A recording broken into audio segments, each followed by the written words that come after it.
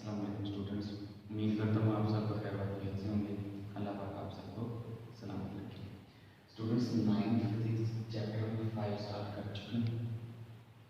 आज इसका second topic है मैस ऑफ अर्थ। आज के टॉपिक में हम ज़मीन का मैस मालूम करेंगे। ज़मीन का मैस कितना होता है और इसको मालूम करने का यहाँ तरीका भी मैंने लिखा हुआ है, आपको ये समझाऊंगा। कंसीडर फर्ज करें हम ज़मीन की सरफेस पे एक मैस रखते हैं जिसका मैस एम है। कुछ एक बॉडी है जिसका मैस एम है, उसका वेट जो है वो डाउनवर्ड है। वी नो कि कोई भी बॉडी है ज़मीन पे हो तो उसका वेट डाउनवर्ड ही होगा। किसी भी सैटेलाइट पे चल जाए तो उसका वेट उसी के सेंटर की तरफ ही होता है इस बॉडी का। तो इस बॉडी का वेट जो है वो ज़मीन के सेंटर की तरफ है। So consider the body M lying on the surface of Earth. It has a weight W and its distance from the center is that equal to radius of the Earth. इसका जमीन के centre से जो distance है वो radius, जमीन के radius के ही बराबर है। और हम सपोज करते हैं जो हमें मालूम करना है मैस ऑफ अर्थ है उसको हमने ME से डिनोट किया है। स्टूडेंट्स, हमने law of gravitation, Newton's law of gravitation पढ़ा था। उसका फॉर्मूला था फोर्स इज इक्वल टू होती है, ये जमीन ग्रेविटेशनल कांस्टेंट है m1 m2 ओवर r का स्क्वायर। ये फॉर्मूला हमने यहाँ यूज किया है। ये m, अब दो मैसेज है यहाँ भी m1 m2 is for to message. यहाँ भी जो दो मैसेज है, एक मैस तो बॉडी का है, दूसरा मैस अर्थ का मैस है ME। तो हमने इसके मुताबिक लिखा ये M छोटा m जो है मैस ऑफ बॉडी है, बड़ा M साथ ये मैस ऑफ अर्थ। और दोनों के दरमियान, दोनों के सेंटर्स के दरमियान जो डिस्टेंस है वो जमीन के रेडियस के बराबर है। तो मैंने उसके दरमियान जो डिस्टेंस है उसको मैंने r स्क्वायर से लिखा है। ओके, सो हम अगर ये हमें ये भी पता है कि जो ग्रेविटी की फोर्स होती है वो उसके वेट के ही बराबर होती है। तो इस छोटे मैस का वेट जो है हम उसको mg से नोट करते हैं। तो इसका मतलब है कि इसका जो वेट है वो इसके फोर्स के बराबर है। लिहाजा ये जो वेट की फोर्स है, हम इन दोनों फोर्सेस को, न्यूटन्स फोर्स और वेट की फोर्स, दोनों को इक्वल रख दिया। तो ये बच्चों आपके दोनों इक्वल, यहाँ दोनों जो स्मॉल m हैं दोनों सेम क्वांटिटीज हैं, हमने इसको कैंसिल कर दिया। नेक्स्ट ये g की वैल्यू ये आई हमारे पास GME ओवर r स्क्वायर। हमने मालूम करना है मैस ऑफ अर्थ, तो मैस ऑफ अर्थ को हम एक तरफ रखेंगे, ये r स्क्वायर है ये इस तरफ जाकर मल्टीप्लाई हो गया और ये g यहाँ मल्टीप्लाई हो रहा है तो दूसरी तरफ जाके डिवाइड हो गया।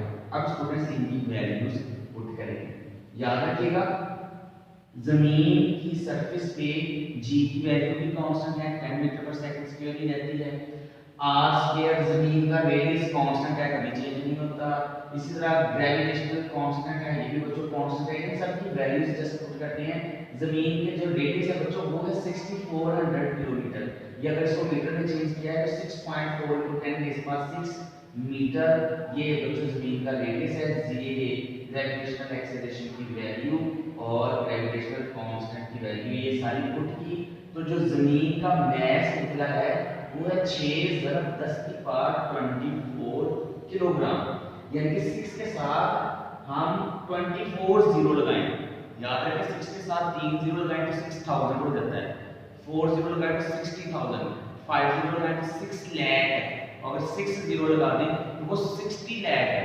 तो 24 जीरो लगाएं तो उसी तरह वो क्वांटिटी बढ़ती रहेगी। तो साथ में ये केजी का जमीन का जो मैस आ गया है केजी में। ये था अभी का फर्स्ट टॉपिक, हमने जमीन का मैस मालूम कर लिया है। बहुत ही आसान सा तरीका था इसको मालूम करने का। जस्ट आपने याद रखना है कि मैस और जो न्यूटन्स ग्रेविटेशनल लॉ उसके इक्वेशन दिया और न्यूटन्स वेट, एक वेट की जो फोर्स है दोनों को इक्वल रखेंगे तो इससे मैस ऑफ अर्थ है। स्टूडेंट, सेकंड है टॉपिक आज का आर्टिफिशियल सैटेलाइट। आर्टिफिशियल हमेशा से इस बात का पता है आप सबको। आर्टिफिशियल का मतलब होता है ऐसी चीज जो नेचुरल होता है, जो कुदरती तौर पे पहले से ही हमारी ज़मीन पे या इस यूनिवर्स में जो भी चीज़ें मौजूद हैं, दे आर ऑल नेचुरल, और आर्टिफिशियल हम लोग खुद बनाते हैं। सो आर्टिफिशियल सैटेलाइट को पढ़ने से पहले हम नेचुरल सैटेलाइट के बारे में जानते हैं। पहले देखते हैं सैटेलाइट क्या होता है। कोई भी ऑब्जेक्ट जो किसी भी प्लेनेट के इर्द गिर्द मूव करे, वो ऑब्जेक्ट उस प्लेनेट का सैटेलाइट होता है। जैसे हमारी ज़मीन का सैटेलाइट है मून, चांद, वो हमारी ज़मीन के इर्द गिर्द पहले से मूव कर रहा है और वो कुदरती तौर पे कर रहा है, इंसान ने उसको नहीं बनाया, लिहाजा हम मून को नेचुरल सैटेलाइट बोलेंगे। The objects which are not made by human being are revolving around the earth are called natural satellite like moon। और नेक्स्ट है आर्टिफिशियल सैटेलाइट। तो इंसान ने इस ज़मीन और कायनात के बारे में स्टडी करने के लिए मुख्तलिफ ऑब्जेक्ट्स को स्पेस में सेंड किया है ताकि हम ज़मीन के बारे में जान सकें। तो those objects are called satellites which revolve around the earth, वो ज़मीन के इर्द गिर्द रिवॉल्व करते हैं। स्टूडेंट्स याद रखिएगा, वो डिफरेंट हाइट्स पे हैं, कुछ तो ज़मीन के करीब हैं, कुछ ज़मीन से बहुत ज़्यादा दूर हैं। तो वो हम उनको बोलते हैं आर्टिफिशियल सैटेलाइट। और उनका मकसद क्या है? कम्युनिकेशन के लिए। और टीवी चैनल, रेडियो वगैरह में हम जो सिग्नल्स सुनते हैं, ये टेलीफोन कॉल्स करते हैं, ये सारी कम्युनिकेशन के लिए है, ये इसका मेन पर्पस है। और इसके साथ साथ हम जो स्पेस की रिसर्च करते हैं, बहुत से काम ऐसे हैं जो हम ज़मीन पे करें तो उससे बहुत ज़्यादा आलूदगी होगी, जैसे न्यूक्लियर रिएक्शंस हैं। और इसलिए फिर ये इस तरह के जो रिएक्शंस हैं या इससे मिलते जुलते और बहुत से रिएक्शंस हैं जो करवाने के लिए हम स्पेस में चले जाते हैं ऑब्जेक्ट्स लेके, और वहाँ ये काम सर अंजाम दिया जाता है। तो वो भी हम सैटेलाइट्स के जरिए से ही करते हैं, स्पेसशिप के जरिए से। अच्छा, नेक्स्ट है कि geo station global positioning system, GPS. GPS से तमाम I think so mobile users वाकिफ होंगे जीपीएस क्या होता है। अगर किसी की लोकेशन ट्रेस करनी हो तो हमको बोलते हैं कि उसका जीपीएस ऑन होना चाहिए। हम क्रीम वगैरह मंगवाते हैं तो वहाँ हम जीपीएस अपना ऑन कर देते हैं, उसको अपनी लोकेशन यानी कि सेंड हो जाती है ऑटोमेटिकली। तो जीपीएस है ग्लोबल पोजीशनिंग सिस्टम। ग्लोबल में ज़मीन, पोजीशन ज़मीन पे किसी भी जगह पोजीशन है, सिस्टम एक ऐसा सिस्टम है जो इस अर्थ पे किसी भी जगह किसी की पोजीशन फाइंड करने के लिए हम यूज करते हैं। ये भी सैटेलाइट्स है, इनकी तादाद 24 है, यानी कि ज़मीन के इर्द गिर्द 24 सैटेलाइट्स हर वक्त मूव करते रहते हैं। वो सैटेलाइट्स बताते हैं कि किसी बॉडी की पोजीशन क्या है, और इनकी स्पीड है बच्चों 3.87 किलोमीटर पर सेकंड। इतनी ज्यादा स्पीड है, 3 से तकरीबन 4 किलोमीटर एक सेकंड में ये मूव करते हैं, इतनी ज्यादा स्पीड है। अच्छा, ये ग्लोबल पोजीशनिंग सिस्टम के बारे में हमने जान लिया। नेक्स्ट है इसमें ये शॉर्ट क्वेश्चन है बच्चों, याद रखिएगा। पहला शॉर्ट क्वेश्चन था नेचुरल सैटेलाइट, आर्टिफिशियल सैटेलाइट, उनका यूज भी आर्टिफिशियल सैटेलाइट का क्यों यूज करते हैं। नेक्स्ट है जीपीएस और इनकी तादाद, इसकी स्पीड भी याद रखिएगा। जीपीएस का मतलब क्या है, इसका काम क्या है, वो मैंने आपको बता दिया। और नेक्स्ट शॉर्ट क्वेश्चन है जियो स्टेशनरी सैटेलाइट्स, नहायत ही आसान से ये भी है जियो स्टेशनरी। बच्चों याद रखिए, एक चीज तो कॉमन है, हमें पता है कि जमीन अपने एक्सेस के गिर्द 24 आवर्स में एक अपना चक्कर मुकम्मल कर देती है, जिससे दिन और रात एक दूसरे में बदलते रहते हैं 24 आवर्स में। तो जियो स्टेशनरी सैटेलाइट है, इसको समझाने से पहले मैं अगर आपको बताऊंगा कि जमीन का ये कोई भी पॉइंट है, हमें पता है कि जमीन अपने एक्सेस के गिर्द घूम के आ जाती है उसी जगह पे 24 आवर्स में, यानी कि 24 आवर में अपना चक्कर कवर कर लेती है। तो ये जमीन जब घूमेगी, ये जो इसका पॉइंट हमने डॉट लगाया है, फर्ज करें कि पाकिस्तान का कोई भी शहर है, तो ये पाकिस्तान का शहर है ना, वो 24 आवर में जमीन पे पूरी तरह से चक्कर लगा के यहाँ आफ्टर एग्जैक्ट 24 आवर फिर इसी जगह ही होगा। हम जो जियो स्टेशनरी सैटेलाइट है वो एक खास पॉइंट में किसी भी एक जगह के ऊपर फिक्स कर दिए गए हैं, इनकी तादाद अगर 3 है। तो ये क्या करते हैं, ये भी जमीन के गिर्द 24 आवर में एक चक्कर मुकम्मल करते हैं, यानी कि जैसे ये पॉइंट घूमा साथ साथ ये भी ऊपर घूम रहे हैं, यानी कि ये 24 आवर में बच्चे एग्जैक्ट आफ्टर 24 आवर ये भी इसी पॉइंट में होंगे, यानी कि ये हमेशा जमीन की एक ही जगह के ऊपर रहते हैं। इसलिए इनको बोलते हैं कि ये जमीन के हिसाब से स्टेशनरी है। स्टेशनरी का मतलब होता है रुका हुआ, तो ऐसे सैटेलाइट्स जो जमीन के हिसाब से रुके हुए हैं तो इनको हम बोलते हैं जियोस्टेशनरी सैटेलाइट्स, और ये भी अपना एक पूरा राउंड 24 आवर्स में कंप्लीट करते हैं। They are called geostationary satellite. और ये वो सैटेलाइट्स हैं जो कम्युनिकेशन के लिए हम यूज करते हैं, यानी कि लाइव मैच चल रहा है, हम यहाँ बैठे हैं, ऑस्ट्रेलिया में मैच हो रहा है, तो ये क्या है, टीम है या मुख्तलिफ की तादाद है, तो ये क्या करते हैं, एक दूसरे को इसका सिग्नल ट्रैवल करते हैं। यहाँ से हम मैच है, ये फर्ज करें ऑस्ट्रेलिया है, तो यहाँ से सिग्नल इस सैटेलाइट को भेजे जाते हैं, ये इस सैटेलाइट को सिग्नल भेजता है, और यहाँ पाकिस्तान में बैठ के हम उसी मैच को लाइव देख रहे होते हैं। ये जियोस्टेशनरी सैटेलाइट्स का काम है। ये चौथा शॉर्ट क्वेश्चन था स्टूडेंट्स। अब एक और जो अक्सर नॉन क्वेश्चन भी बन सकता है वो है जी मोशन ऑफ आर्टिफिशियल सैटेलाइट। हम पढ़ेंगे मोशन ऑफ आर्टिफिशियल सैटेलाइट में कि जो मुख्तलिफ सैटेलाइट्स हैं वो जमीन के इर्द गिर्द कितनी वेलोसिटी से मूव कर रहे हैं। हम एक फार्मूला ड्राइव करेंगे और उसके थ्रू हम ये जानेंगे कि कितनी वेलोसिटी के साथ मूव कर रहे हैं। अभी कोई भी ऑब्जेक्ट है, सैटेलाइट है, अगर वो दायरे में एक सर्कल में मूव कर रहा है ना, तो हम वो जो फोर्स है उसको सर्कल में मूव करवा के हम उसको सेंटीमीटर फोर्स बोलते हैं। इसकी डेफिनेशन भी हम पहले कर चुके हैं। A force which compels or which bring a body to move in a circular path is called a centripetal force। तो ये सेंट्रीपिटल फोर्स के जरिए से सैटेलाइट में ना वो जमीन के गिर्द मूव करते हैं, क्योंकि दायरे में घूमते हैं तो वो एक सेंट्रीपिटल फोर्स से करते हैं। वो सेंट्रीपिटल फोर्स कौन सी है, क्यों ये सैटेलाइट जमीन से दूर नहीं चले जाते, इसलिए कि जमीन की ग्रेविटी इनको खींच रही है। तो इसका मतलब है जमीन की ग्रेविटी वो फोर्स है जो इनको दायरे में घुमा रही है, तो वो सेंट्रीपिटल फोर्स होगी, यानी कि इनका वेट जमीन की सेंटर की तरफ है। तो सेंट्रीपिटल फोर्स का फॉर्मूला हम जानते हैं, फोर्स इज इक्वल होता है mv²/r, और ये जो यहाँ सेंट्रीपिटल फोर्स मौजूद है, ये सेंट्रीपिटल फोर्स इसके वेट की वजह से है। ये मैंने अभी जैसे आपको बताया, इसका वेट की वजह से ये सेंट्रीपिटल फोर्स है, और स्टूडेंट्स इसलिए हम वेट को सेंट्रीपिटल फोर्स के बराबर रखेंगे। यहाँ में वेलोसिटी को v0 से शो किया है और रेडियस को r0 से शो किया है।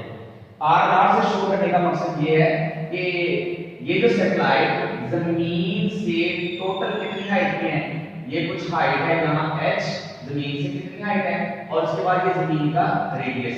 स्टूडेंट्स इन दोनों को जमा करें, r प्लस h, रेडियस और हाइट को प्लस करें तो मैंने इसको कंबाइन करके r0 से शो किया है, एक ही सिंबल से शो किया है, इसलिए मैं सिर्फ r0 लिख रहा हूं। और यहाँ g के साथ h लिखा है, ये ग्रेविटेशन एक्सेलरेशन है। स्टूडेंट्स जिस एक्सेलरेशन के साथ ये ऑब्जेक्ट ये सैटेलाइट मूव कर रहा है, और h इसके साथ लिखा है कि ये कुछ h हाइट पे मूव कर रहा है, और हमें ये पता है कि जमीन की ग्रेविटेशनल एक्सेलरेशन हम जो जमीन से दूर जाते हैं ना, तो ग्रेविटेशनल एक्सेलरेशन कम हो रहा है इस टाइप का, तो इसलिए मैंने इसको h के साथ डिनोट किया है। और सेम पहले की तरह दोनों तरफ मैस सेम है, इसको कट करेंगे, और ये v0 का स्क्वायर एक तरफ है, ये v0 r0 को से आगे मल्टीप्लाई हो जाएगा gh r0। ये स्क्वायर खत्म करने के लिए हम दोनों तरफ स्क्वायर रूट लेंगे, तो ये इसका स्क्वायर खत्म हो गया, स्क्वायर रूट लेने से ये दोनों वेक्टर स्क्वायर रूट में आ गए। अब मैंने क्या किया है कि नेक्स्ट r0 को जैसे मैंने ये बताया, r0 को मैंने r प्लस h के साथ डिनोट किया, इसकी जगह इसको रिप्लेस कर दिया है और gh को एज इट लिख दिया।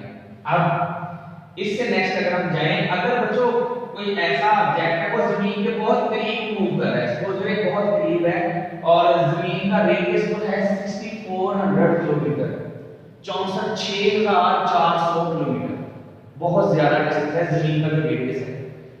इसकी मैं मिसाल दूं, जैसे अभी फैसलाबाद से लाहौर का जो डिस्टेंस है, लाहौर बहुत ज्यादा दूर है, उसका जो डिस्टेंस है वो तकरीबन 120 किलोमीटर है, सिर्फ 120 किलोमीटर है, फिर भी वो इतना ज्यादा दूर है। तो जमीन का रेडियस है 6400 किलोमीटर, 6400 किलोमीटर, तो ये बहुत लंबा डिस्टेंस बनता है। इसके कंपैरेटिवली अगर जमीन के करीब है, बहुत चंद किलोमीटर पे है, तो इसका मतलब है 6400 किलोमीटर के मुकाबले में वो 1 2 3 4 या 5 7 10 किलोमीटर जो है ना बहुत कम है। तो हम क्या करेंगे, हमने क्या किया कि ये जो हम r प्लस h लिख रहे थे ना, अगर जे r जो है बहुत बहुत बहुत ज्यादा बड़ा है h से, तो हम क्या करेंगे, इसको तकरीबन बराबर लिख देंगे r से, कि h को हमने इग्नोर कर दिया क्योंकि बहुत छोटी क्वांटिटी है r की वजह से, तो लिहाजा हमने r प्लस h को क्या लिख दिया, सिर्फ r लिख दिया। और अगर वो बहुत ज्यादा करीब है जमीन से, जैसे ये मैंने बनाया, तो इसका मतलब उसकी जो h हाइट है वो भी बहुत थोड़ी होगी, तो हमने gh को भी h के साथ रिप्लेस कर दिया कि जितनी जमीन के ऊपर उसकी ग्रेविटेशनल एक्सेलरेशन है उतना ही वो उस पॉइंट पे भी होगा क्योंकि जमीन के बहुत ही करीब है। लिहाजा बच्चे अगर ये r जो है, r की वैल्यू हमें पता है, g की वैल्यू 10 है, r की वैल्यू 6.4 × 10⁶ मीटर है। स्टूडेंट्स इसको सॉल्व करके स्क्वायर रूट लें तो ये आता है 8 किलोमीटर पर सेकंड, यानी कि कोई ऑब्जेक्ट, कोई सैटेलाइट जो जमीन के बहुत करीब मूव कर रहा हो एज ए सैटेलाइट, तो वो कम से कम 8 किलोमीटर पर सेकंड की वेलोसिटी से मूव करेगा। 8 किलोमीटर, इतनी ज्यादा स्पीड है, 8 किलोमीटर। जैसे कि अभी मैंने आपको बताया है कि ये यहाँ से लाहौर का भी फासला बताया, तो डिस्टेंस से आप खूबी वाकिफ हैं। अगर कोई ऑब्जेक्ट 8 किलोमीटर का डिस्टेंस सिर्फ 1 सेकंड में कवर करे, इतनी स्पीड से जाए, तो वो जमीन के करीब तरीन मूव कर सकता है। और अगर इसको पर आवर में कम, ये पर सेकंड है, और ये आएगा 29,000 किलोमीटर पर आवर की स्पीड के साथ वो सैटेलाइट जमीन के इर्द मूव कर सकता है। इतनी ज्यादा स्पीड होनी चाहिए इसकी, ये बहुत ज्यादा स्पीड है। तो अगर ये इसका मतलब है जो हाइट बढ़ती जाएगी ना, सैटेलाइट्स को स्टेबल रहने की स्पीड बहुत ज्यादा के साथ मूव करने की जरूरत नहीं है, बल्कि जो हाइट ज्यादा होगी वो उनकी स्पीड स्लो होगी, आहिस्ता स्पीड के साथ मूव करेंगे। अगर वो हम उनको जमीन के करीब मूव करवाना चाहते हैं तो हमें उतनी ही ज्यादा उनकी स्पीड भी बढ़ानी पड़ेगी, ज्यादा करनी पड़ेगी। So students, it was all and all आज के जो दो टॉपिक थे सिर्फ मैस ऑफ अर्थ के। मैस ऑफ अर्थ हमने फाइंड किया जो आया है 6 × 10⁻24 किलोमीटर, और दूसरा हमने आर्टिफिशियल सैटेलाइट्स के बारे में पढ़ा है और उनकी मोशन के बारे में पढ़ा है। स्पीड को हमने मालूम किया है कि स्पीड कितनी होगी किसी भी सैटेलाइट की किसी भी मुकाम पर पहुंचने के लिए। Thank you students. अगर आपको आज के लेक्चर में कुछ समझ ना आई हो, then do ask me in comment section.